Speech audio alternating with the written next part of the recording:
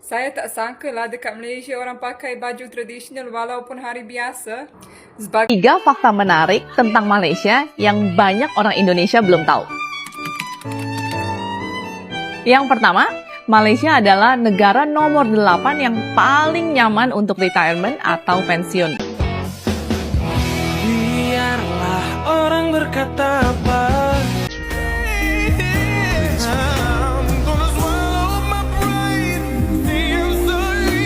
Nah, baru-baru ini kebaya Indonesia diklaim oleh Singapura dan 3 negara tetangga lainnya. Pada November 2022 ini, Singapura beserta Malaysia, Brunei, dan Thailand ingin mengajukan atau mematenkan kepada UNESCO bahwa kebaya berasal dari Melayu. Nah, keempat negara ini tidak mengajak atau mengakui bahwa kebaya juga berasal dari Indonesia. Apakah kali ini Indonesia akan kehilangan kebaya? Bagaimana menurut kalian? Assalamualaikum warahmatullahi wabarakatuh. Apa kabarnya sahabatku semua? Masalah tentang baju tradisional Indonesia, Malaysia, Singapura, Brunei, kebaya padahal telah usai. Tapi anehnya masih ada segelintir netizen mungkin cari follower atau mungkin hanya sekedar iseng-iseng atau hanya sekedar ingin membuat perselisihan di media sosial. Pada faktanya Mas, isu tentang pakaian tradisional kebaya yang dimana Malaysia, Singapura, Brunei, dan kalau tak silap ya itu sudah selesai dan diakui oleh UNESCO. Jadi 4 negara kalau tak silap itu sudah mengajukan bersama. Bukan Indonesia tidak diajak, Indonesia juga diajak. Tolonglah kalau buat berita bohong itu agak-agak. Oke, kali ini saya akan mereaksi tentang pendapat orang Indonesia tentang baju kebaya dan juga budaya yang ada di Malaysia, supaya sahabatku pun juga tidak salah paham. Bahkan orang luar negara ketika datang ke Malaysia pun juga dibuat kagum ya, kalau warga negara Malaysia itu benar-benar menghargai budayanya. Bahkan orang Indonesia pun juga sama melihat sahabat-sahabat kita daripada Malaysia yang begitu menghargai budayanya. Jadi kita sebagai masyarakat Indonesia yang dimana kita juga punya budaya tersendiri, harusnya kita juga wajib menghargainya. Bukan kita terpengaruh oleh budaya luar yang dimana joget-joget tidak jelas di kalangan anak muda. Nanti kalau ada baju tradisional, tetangga pakai tiba-tiba klaim gitu. Padahal kita sendiri aja nggak menghargai budaya tersebut. Harusnya Anda itu introspeksi dirilah. Lebih baik kita mengedukasi sahabat-sahabat kita untuk menjaga dan melestarikan budaya yang ada di negara kita, di Indonesia. Kalau saya lihat budaya di Indonesia itu makin hari makin luntur dan makin terpengaruh dengan budaya-budaya barat. Kenapa saya bilang seperti itu? Kebanyakan anak-anak muda hobinya son horeg, DJ, joget-joget tidak jelas. Padahal Indonesia itu juga punya tari seni tradisional, tapi ketika acara-acara besar tidak pernah dipopulerkan.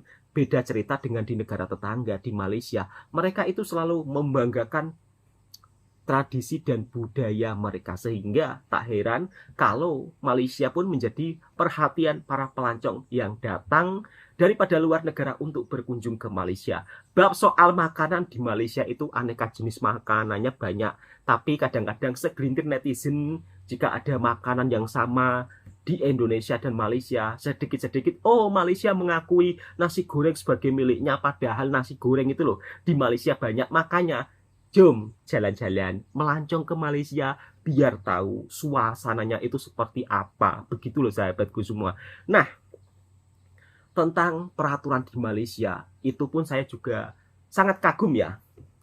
Kalau melancong di Malaysia, cara pakaiannya pun juga dibatasi. Tidak boleh itu ya, istilahnya semaunya saja. Mungkin kalau kita melihat pemandangan di Bali yang dimana kadang-kadang ya mohon maaf, pakaian para bule-bule itu ngawur. Kadang-kadang cuma pakai coli, pakai seluar dalam itu saja, dan berkeliaran di jalan raya. Itu sangat miris lah. Harusnya orang-orang daripada luar seperti bule ketika datang ke Indonesia, kalau mau jalan-jalan di negara kita harusnya pakai pakaian yang sopan ya. Istilahnya janganlah pakai pakaian yang pakai coli, pakai itu, pakai seksi-seksi terus jalan-jalan, itu gak bagus juga kesannya sahabatku semua. Tetapi kalau di Malaysia hal seperti itu dilarang. Oke, daripada Bang Toha banyak cerita, oke, kita reaction videonya terlebih dahulu. Asli, Mingga gak nyangka banget konten yang Mingga posting beberapa hari lalu tentang perbedaan Malaysian girl dan Indonesian girl ketika memakai kebaya, itu komennya sampai ribuan. Yes, ribuan. Gak cuma ratusan. Heboh banget. Dan mostly mereka adalah Malaysian girls. Halo Malaysian girls, Singaporeans, and Brunei. Halo, salam dari Mingke, salam dari Indonesia. Nice to have you here. And we're so happy that you love Indonesian kebaya. Dan dari ribuan komen itu bisa Mingke simpulkan bahwa semua Malaysian girls itu agree satu suara bahwa Hari Raya adalah hari yang tepat dan sangat tepat untuk tampil all out berkebaya. Sedangkan Indonesian girls masih berpikir takutlah overdress, takutlah tak pantas, takutlah diketawain orang. Come on, Indonesian ladies, we can do better, right? So, at 2025, normalize, please normalize wearing kebaya for Hari Raya, okay? Teman-teman ada yang tahu nggak cara beli barang di toko ini? Ini orang Malaysia ya, tapi bajunya menurut aku tuh bagus-bagus banget. Aku aja yang non muslim pengen banget beli baju mereka nih. Lihat deh, bajunya tuh lucu-lucu. Mbaknya non muslim tapi kagum dengan aksen Melayunya dapet, aksen sopannya juga dapet. Nah, kalian punya nggak rekomendasi toko-toko yang jual-jual baju kayak gitu? Yang aku lihat ya kalau di TikTok yang nge-live tuh tokonya bajunya menurut aku ya aku sih nggak suka. Aku jujur aja aku nggak lebaran, tapi aku pengen punya baju kayak gitu. Nanti kalau ke saudara-saudara yang lebaran, aku bisa pakai baju kayak gitu. Teman-teman yang ada toko rekomendasi, tolong komenin buat aku, karena aku nggak bisa tuh beli yang dari Malaysia situ. Saya tak sangka lah dekat Malaysia orang pakai baju tradisional walaupun hari biasa. Betul, Sebagai orang luar yang duduk di Malaysia, satu benda buat saya sangat kagum. Orang Malaysia pakai baju tradisional walaupun hari biasa, bukan sahaja untuk hari raya. Sebab saya pernah nampak orang yang pergi kerja pakai baju kurung, baju batik ke dekat shopping mall, dekat masjid pun ada juga. Kalau dekat luar sana negara lain memang sangat susah you nak nampak hari biasa pun pakai baju tradisional, apalagi pada hari raya pun kalau dekat Bosnia sudah tak ada baju tradisional tau. Sebab tu saya sangat respect dekat Malaysia sebab diorang masih pegang pada tradisi diorang. Kalau korang macam mana pula, hari biasa pun pakai baju tradisional ke atau sahaja pada majlis tertentu? Cuba share dekat komen dan jangan lupa follow, save dan share video ni. Terima kasih. Korang tahu tak, kebaya pun sangat viral di China sekarang ni. Seperti di Melaka, terdapat kebaya juga pun kedai untuk viral di mengambil China. foto ala papadan nyonya di China. Malah gadis-gadis sini pun suka memakai kebaya dan mengambil gambar. Dalam kedai ini, korang boleh pilih berbagai jenis kebaya. Staf kedai akan bantu pilih pakaian, pin dan kasut sarung. Ada juga beberapa alat yang disediakan untuk korang guna masa ambil gambar, seperti payung, beg dan lain-lainnya. Di sini, khidmat soleh pun ada. Mereka akan soleh wajah korang sesuai dengan pakaian yang korang pilih. Selepas tu, mereka akan bantu siapkan rambut korang style nyonya. Boleh tampak aksesoris seperti bunga atau mutiara. Tak siap, akhirnya boleh pergi ambil gambar. Yang seronoknya, ada prop untuk mengambil gambar seperti di rumah papadan nyonya di Malaysia. Cantik betul. Dalam aplikasi China, ramai gadis berkongsi foto mereka memakai luar biasa kebaya. ya. Ada juga yang kongsikan pengalaman mereka memakai kebaya di Melaka. Ada beberapa orang kata mereka pernah menonton drama TV bertajuk Little Nyonya sebelum ni. Jadi mereka sangat suka gaya pakaian ini, berminat kepada kebudayaan di sana dan nantikan peluang untuk pergi museum nyonya satu hari nanti. Malaysia Malay, kalau belum kahwin, berdua-dua itu couple hold tangan. Tak boleh. Itu akan kena tangkap kah? Tangan tak ada lah. Kalau cium? Tak boleh, kena tangkap dengan jais. Kalau same bilik, Lagi tak boleh. Ketuk pintu, piap-piap. Okay, so basically it's like what's the difference between JAIS and the police? JAIS is like Jabatan Agama Islam, but especially for Selangor lah, every state have their own JAIS lah. For JAIS is like for the more to religious stuff. Okay, let's say if Malay with Chinese, so the Chinese nothing happen, the Malay will happen. They need to get married. The Chinese will be forced to be Islam. Whoa. Because you know our Islam is like when Chinese and Malay is married, Chinese need to be Islam. in Singapore, have you heard about this? No. I mean, there are people with different races and different type of religion, and I think we respect each other's on their religion. They're not very enforced. You just make sure you don't affect the other people. 传统的伊斯兰马来人的话啦，真的是谈恋爱是不对的，所以他们就是以马术米囊的方式。马术米囊意思就是直接求婚，直接在戒指，直接见家长。OK， 我们有5个阶段。Masuk Minang itu menikah sahabatku semua. and bersanding。所以我们 Malaysia 其实是很少会有，我们有4个戒指咯。Malaysia 只是跟他讲哦，我喜欢你的孩子，没有谈恋爱也可以，可能就是一个陌生男生，就是哦，我喜欢你的孩子，明天就可以来 Malaysia 这样子。没有你不认识那个女的，你也是可以去 Malaysia 那个女的。所以他也有点就是像 dating， 对。 but 是 official 的，就是要双方家人agree 这个 dating，but 可以出来吃饭嘛？除非有带第三方哦。想问一下，你们以很传统的马来人，如果你到什么样的程度，你就要马上送名呢？我们民浪的那个定义就是在我已经确定要跟你孩子结婚，在什么日期，所以在我们民浪的这个过程里呢，我们会berbincang，就是讨论我们在哪一年呢，meminang melamar 会结婚这样子。Kalau di Indonesia， 其实华人也会，但华人就是确定结婚，其实我们也会讨论这件事情。就很简单，好像我对这个人有意思，我是男的，所以我要 book 你。所以你们讲 book 这个词是对的吗？啊，是让你们容易明白。CCY 马来人可以过情人节。真的咩？啊，对啊，因为我已经知道了，我看到稿啊，你们是真的吓到吗？我是吓到，为什么不可以过情人节？等一下 ，Erica 她也骗人吗？是真的不能过，真的不能过。所以马来人过情人节是 haram。对，伊斯兰教其实连谈恋爱都不能，就是连谈恋爱都是 haram 的。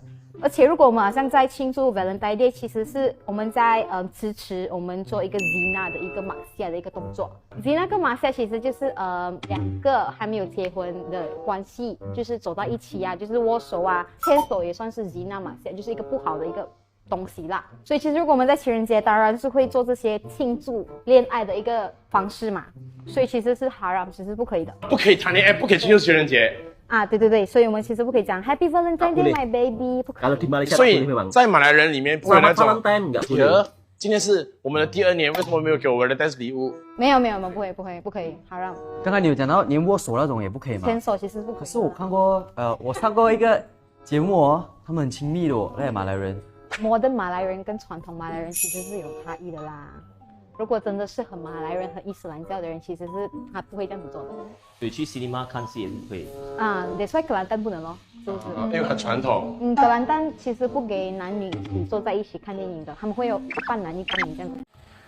Dari berbagai video tadi kita melihat bahwa mbak-mbak atau kakak-kakak daripada Malaysia memang begitu sangat luar biasa ya dalam mengenakan pakaian baju kebaya, di mana ada seorang penjual baju kebaya daripada Indonesia, dan kemudian ramai yang berkomentar, sahabat-sahabat kita daripada Malaysia ramai juga yang membeli bahwa baju kebaya merupakan salah satu suatu kebanggaan ya, baju tradisional yang ada di Malaysia. Bahkan untuk hari raya ramai-ramai memakai baju kebaya. Tetapi kalau di Indonesia ya mungkin orang memakai baju kebaya di hari raya itu sangat jarang. Dan sekali lagi Malaysia itu juga punya baju kebaya juga. Jadi harap-harap netizen jangan sedikit-sedikit berkomentar, oh klaim. Jangan. Dan Malaysia itu dalam menjaga budayanya itu begitu sangat luar biasa. Bahkan orang luar negara ketika datang ke Malaysia kaget dan terkejut ketika orang-orang Malaysia menjaga budaya dan tradisinya yang begitu sangat luar biasa. Islamnya pun juga sama. Islam di Malaysia itu juga dijaga dengan sangat ketat ya, sehingga kalau ada mungkin budaya-budaya yang ngawur atau budaya yang tidak selaras dengan Islam, nanti ada itu ya, istilahnya langsung ditindak tegas lah, mungkin dari jabatan Islam yang ada di Malaysia atau biasa disebut JAIM. nggak boleh pacaran bergandengan tangan. Bahkan saya lihat ya di tempat-tempat umum itu ada tulisan jangan bergandengan tangan antara laki-laki dan wanita, ya kan?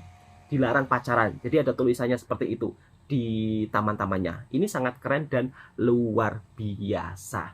Kemudian tentang menjaga Islam di Malaysia itu pun juga diperkenalkan ya di beberapa acara antar pertukaran pelajar, sehingga orang-orang yang datang ke Malaysia itu supaya tahu kalau di Malaysia nggak boleh seperti ini, kalau di Malaysia nggak boleh seperti itu. Jadi ini sangat luar biasa. Oke, kita langsung lanjut ke video selanjutnya. Dan orang-orang Indonesia kalau datang ke Malaysia pun juga sangat dibuat kagum ya dengan suasana yang ada di Malaysia. Dari mulai segi makanannya, dari mulai segi keindahan kotanya, bahkan banyak daripada pelancong Indonesia datang ke Malaysia kadang-kadang hanya semata-mata untuk berbelanja, untuk makan nasi lemak.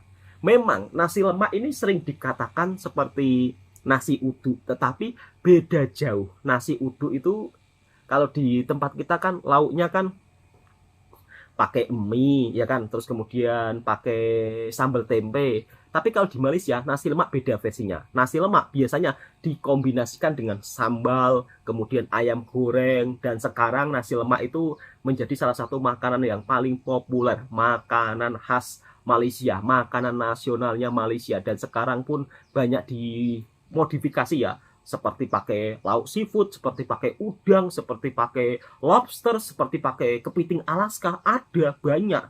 Makanya dari segi kreativitas orang-orang Malaysia mampu mengangkat makanan nasionalnya sampai di persada dunia, sehingga para pelancong kalau datang ke Malaysia pasti ingat nasi lemak, ingat Malaysia.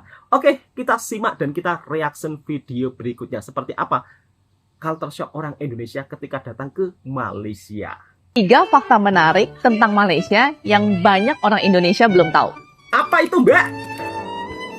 Yang pertama, Malaysia adalah negara nomor 8 yang paling nyaman untuk retirement atau pensiun. Kenapa? Karena living cost is very affordable.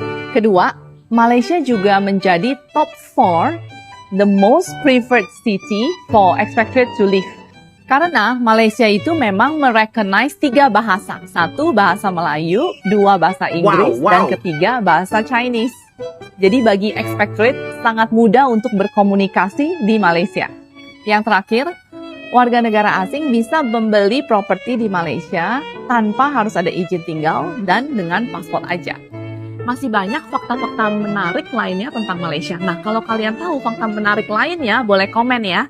Ikutin kita terus di YouTube channel kita, Tanya Malaysia, Tanya WLST. Oh. Buat kalian yang lagi ada rencana mau liburan ke Kuala Lumpur, menurut gue kalian harusnya nginep di sini aja sih. Nginep di mana, Mbak? Nginep di mana? Dan gue tuh nemuin apartemen ini tuh mendadak juga. Awalnya gue gak ada ekspektasi apapun, karena menurut gue harganya juga masih kayak terbilang murah. Tapi pas nyampe ternyata ini tuh di atas ekspektasi gue. Bahkan gue mikir kalau gue ke KL, gue bakal nginep di sini lagi. Karena kemarin gue perginya juga berempat, ini gue pesan emang sengaja yang bagus penginapannya. Jadi terpisah, ruang tamunya di bawah dan kasurnya di atas. Buat kasurnya kalian dapat 2 queen bed size gitu. Dan menurut gue ini tuh bisa tambah 1 orang lagi karena di bawah juga ada sofa. Dan yang paling penting ini tuh lokasi apartemennya menurut gue kayak oke banget ya, karena gue ke banget kata Mbaknya. Jadi ya nambah steps dan menghemat daripada kalian harus bayar taksi lagi gitu loh. Nah di seberang itu juga ada restoran, terus ada sevel. Pokoknya menurut gue sih daerahnya juga enak ya, jadi nggak perlu jalan jauh-jauh. Daerahnya nah, juga enak. Dan mereka itu ada sampai lantai 60. Kalau misalnya kayak malam-malam ke atas ke rooftopnya mereka kan bisa lihat view sebagus ini. Karena di rooftop ini tuh juga enak karena emang adem. Jadi kalau misalnya pengen ngobrol sama temen juga enak. Mereka juga ada gym dan swimming pool. Tapi gue lagi gak main ke poolnya, jadi gak ada videonya. Nah menurut kalian gimana nih? Kalau misalkan punya rekomen lain boleh di-share di komen ya. Orang pada ngantri 1 jam lebih demi mau makan di restoran ini. Tapi untungnya gue gak mau dine in, jadi gue pengennya take away. Dan ini tuh jauh lebih cepet. Nah lihat sendiri kan ini antrian mau sampai dine in guys, beneran kayak 1 jam lebih. Ini gue take away egg tart mereka, dan kata orang ini tuh paling enak ya. Nah buat rasa enak apa enggak sih Mbak? Coba Mbak aja ya, bukan enak banget sampai mau berjam-jam ngantri. Menurut gue best egg tart tuh dari Bakehouse yang ada di Hong Kong. Kalau yang ini menurut gue tuh isiannya terlalu tebel ya, jadi kayak rada enak gitu kalau makan kebanyakan. Nah justru menurut gue kalian harus banget cobain pandan kayu Kaya toast kalau nggak salah nama menunya, dan menurut gue ini tuh enak banget. Nah ini kalau gue masih Enak disuruh ngantri beli banget makan ini gue masih mau deh. rotinya. Nggak tahu kenapa dari butternya itu kan ada rasa asinnya, jadi ngebalance rasa si pandan Butternya itu. enak, Nah, menurut butter, kalian udah butter, pernah butter. cobain di KL gimana nih, worth gak buat ngantri?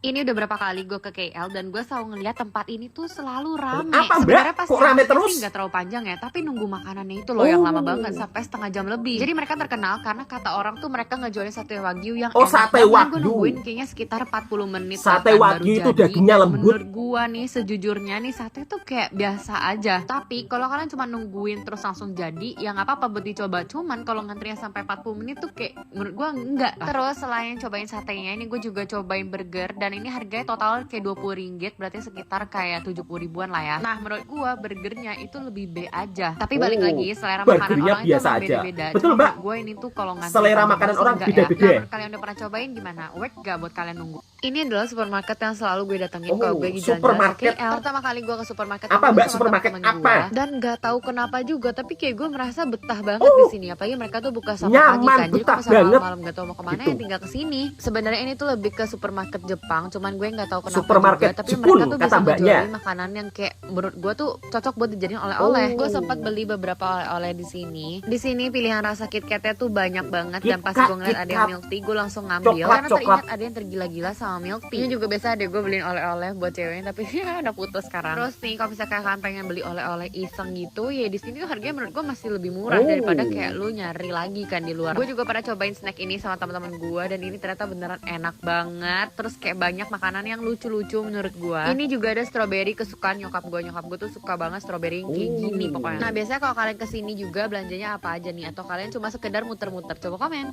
Wah, dari tadi lihat orang Malaysia, hijabnya tuh cantik-cantik banget. Dan mukanya tuh Hijabnya kayak cantik-cantik tegas banget gitu ya. kata mbaknya, Ngeliat orang enak ya. Malaysia. Pokoknya kayak jarang ada yang pakai segi Paris yang polos.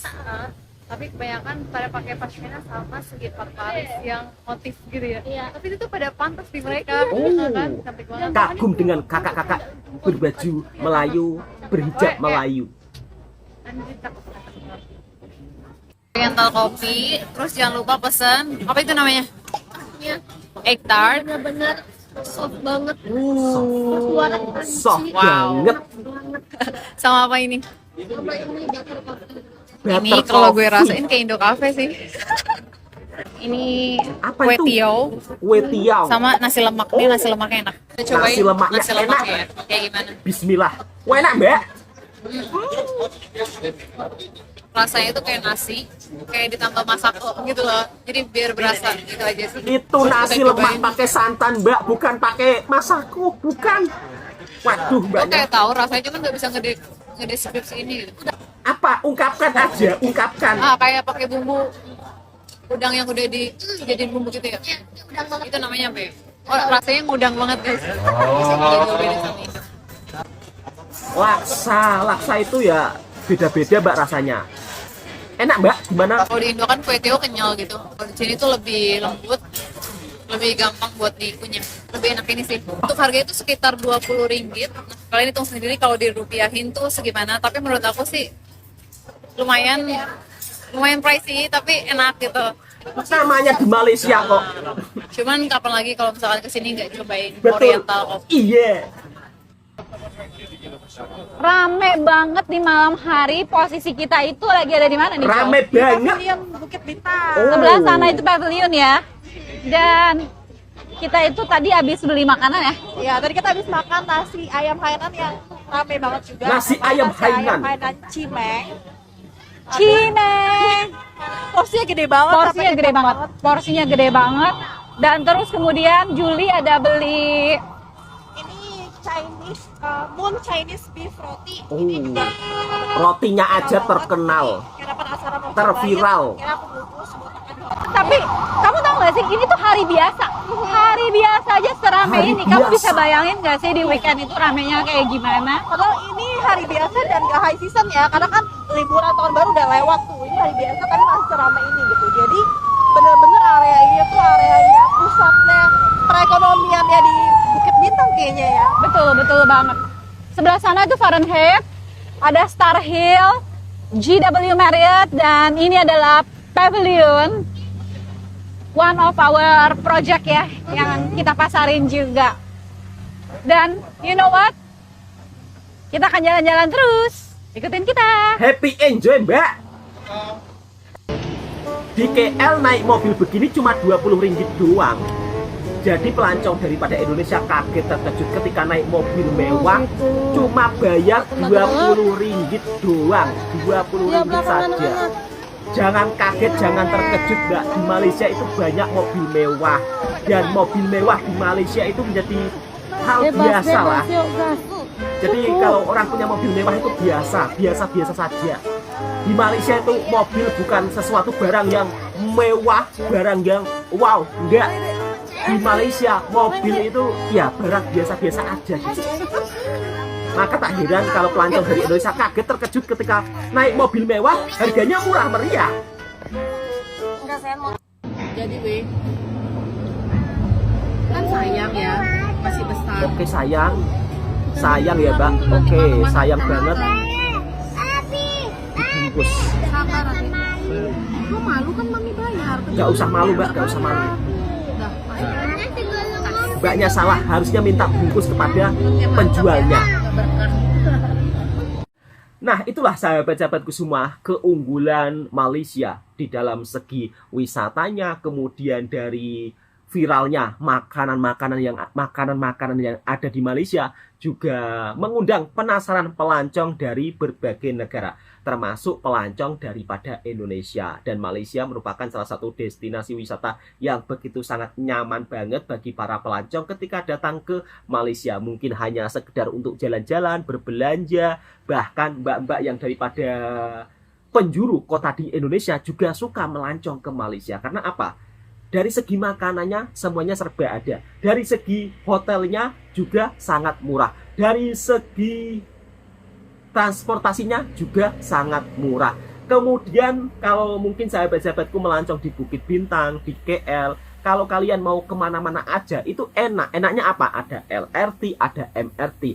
Jadi publik transportasinya itu sudah sangat luar biasa majunya. Sehingga pelancong kalau datang ke Malaysia dibuat nyaman, tentram. Dan tentunya dengan berbagai aneka jenis makanannya seperti nasi lemak, kemudian seperti teh tariknya juga menjadi daya tarik tersendiri. Nah tadi di akhir video ada ibu-ibu yang makanannya itu tidak habis tapi dibungkus sendiri pakai tisu. Untuk sahabat-sahabatku yang daripada Indonesia, kalau barangkali melancong di Malaysia, apabila makanan kalian tidak habis, kalian bisa minta tolong kepada penjual makanannya untuk dibungkuskan atau untuk ditapau. Bilang saja, Kak, tolong ini ditapau, nggak habis. Daripada pakai tisu. Mungkin mbaknya karena kali pertama ya, jadi nggak tahu. Itulah mungkin informasi yang bisa saya berikan kepada sahabat-sahabatku semua. Jika suka dengan videonya Bang Toha Reaction Mersing, silakan tekan tombol merahnya, subscribe, like, komen, dan bagikan ke sahabat Anda semua. Assalamualaikum warahmatullahi wabarakatuh. Semoga sahabatku terhibur semuanya.